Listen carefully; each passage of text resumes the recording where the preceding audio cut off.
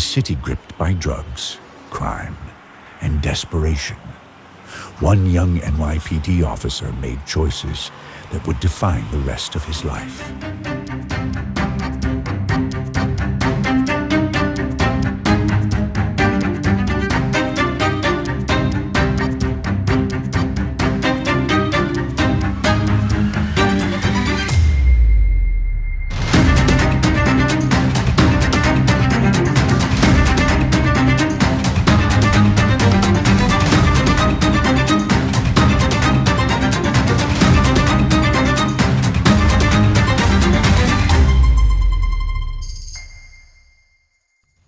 Michael Dowd joined the force in 1982.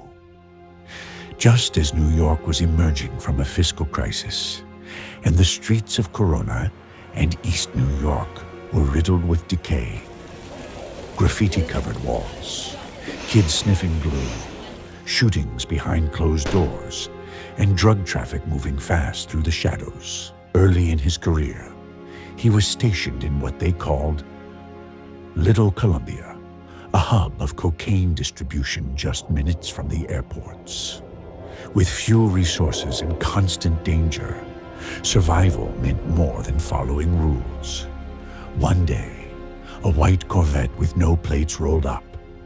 A 5'6" Hispanic kid handed over his license. Dowd had a choice, and that day, he made it. A $200 bribe and a lobster lunch marked the start of something bigger. Over time, he partnered with Officer Kinurel. Together, they worked with drug lord Adam Diaz, earning thousands per week in exchange for protection and silence. Things were starting to spiral. The money was flowing, the crew was getting reckless, and the lines between cops and criminals were gone.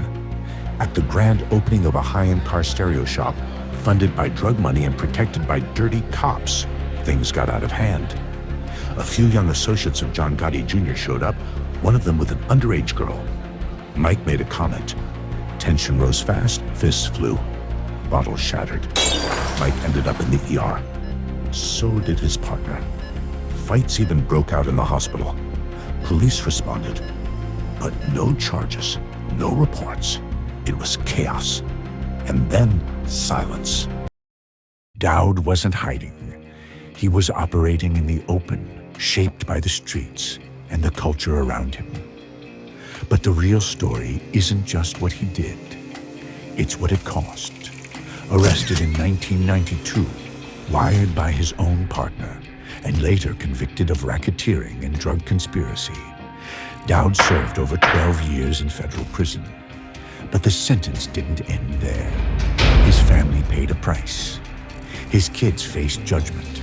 His mother couldn't walk into a grocery store without seeing his face on the front page.